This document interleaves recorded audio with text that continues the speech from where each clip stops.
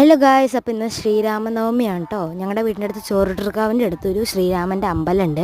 അത് 17 വർഷത്തിന് ശേഷം ആദ്യമായിട്ട് തുറക്കുകയാണ് കേട്ടോ. തുറന്ന് പൂജ ചെയ്യാൻ കേട്ടോ. ഇതുവരെ പൂജ ഒന്നും നടന്നിരുന്നില്ല.